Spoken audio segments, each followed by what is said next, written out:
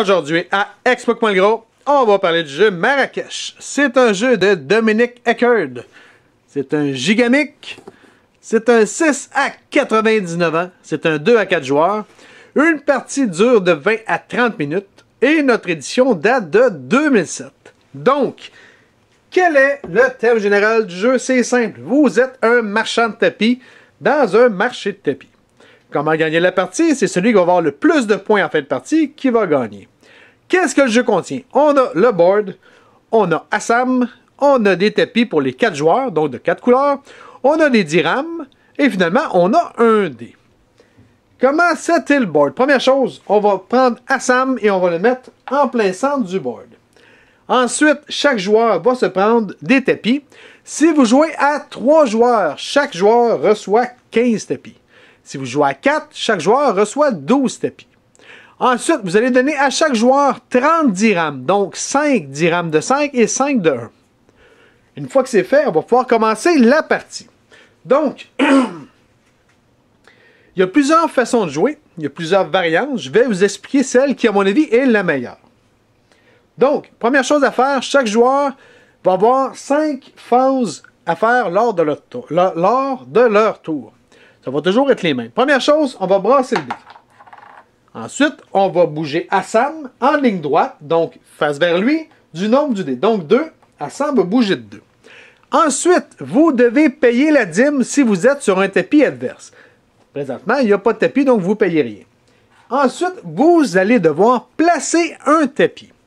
Donc, lorsque vous placez un tapis, il faut absolument qu'une partie de votre tapis touche à Assam. Que ce soit sur le côté, en arrière, en avant, on s'en fout tant qu'il y ait une partie qui touche à Assam. Vous pouvez les mettre en ligne droite, comme ça, il n'y a pas de problème. Vous devez absolument respecter les cases qui sont sur le plateau de jeu. Vous ne pouvez pas le mettre ici puisqu'il n'est pas collé à Assam. Donc, il faut absolument qu'il soit collé. Maintenant, s'il y a un tapis adverse ici, eh bien, si je veux, je peux cacher une partie du tapis adverse. Tant et aussi longtemps que je touche à Assam. Si, admettons, on aurait été dans cette position-là, eh bien, je peux cacher 2 demi-tapis du joueur adverse sans problème. Par contre, je ne peux pas cacher un tapis dans son intégralité. Donc, je ne peux pas mettre un tapis sur un autre tapis comme de cette façon-là, en intégralité. Je ne peux pas, c'est pas bon. Il faut absolument que ce soit 2 demi-tapis si je veux faire ça. Donc, admettons que je place mon tapis comme ça. Ensuite, avant de terminer mon tour, je peux faire tourner Assam d'un quart de tour du côté que je veux, ou le laisser comme il est là. Donc, je peux le tourner comme ça, je peux le tourner comme ça, mais je ne peux pas lui donner un quart de tour, un demi-tour, ça je ne peux pas. Donc, je décide, admettons, de le placer comme ça. Ensuite, c'est au joueur adverse. Le joueur adverse va faire la même chose. Première chose, il va brasser le dé. Admettons qu'il pogne 2. Il va bouger Assam de 2. 1, 2. Puisqu'il est sur un tapis d'un autre joueur, il doit payer la dîme. Donc, il est sur un tapis orange et il y a 2 cases de tapis orange, donc il doit me donner 2 dirhams. Si, admettons, on aurait été comme ça, eh bien, le joueur aurait dû me payer 1, 2, 3, 4, 5, 6, 7, 8 dirhams, puisque les tapis se touchent sur 8 cases. S'il y aurait eu un tapis jaune qui aurait traîné ici, eh bien là, le joueur n'aurait payé seulement que 4. C'est bien? Donc, je récapitule. Première chose qu'on fait, on brasse le dé. Ensuite, on bouge, comme on vient de le faire là. Ensuite, on paye si on est sur des tapis adverses. Donc, on paye 4 dirhams dans ce cas-là. Et ensuite, je peux placer un tapis. Donc, mettons que c'est le joueur bleu qui jouait.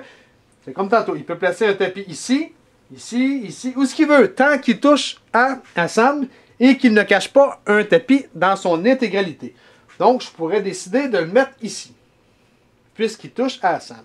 Ensuite, je peux décider de tourner Assam, de laisser comme ça. Admettons que je le laisse comme ça, on passe au joueur adverse. Le joueur adverse va faire la même chose, il va brasser le dé. Admettons qu'il pogne 2.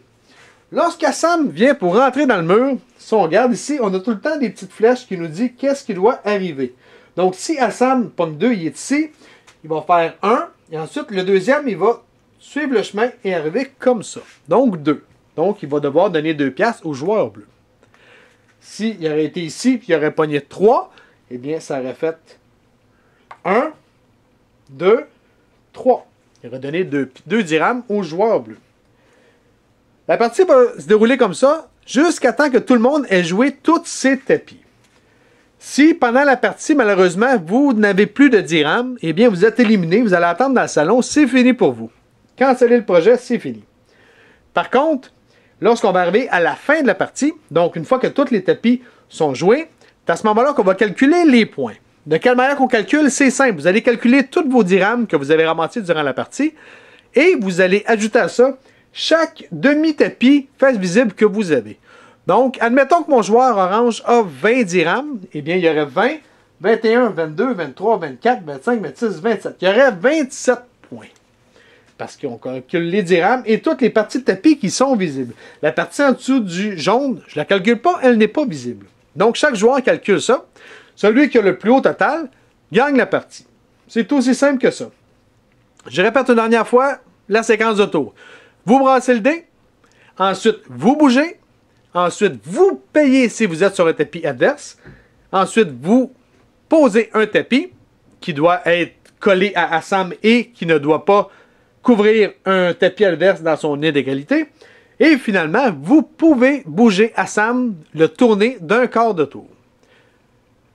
Si vous avez des questions, des commentaires, vous pouvez nous écrire à Explique-moi le gros, soit sur Facebook ou sur YouTube. Sur ce, bonne game.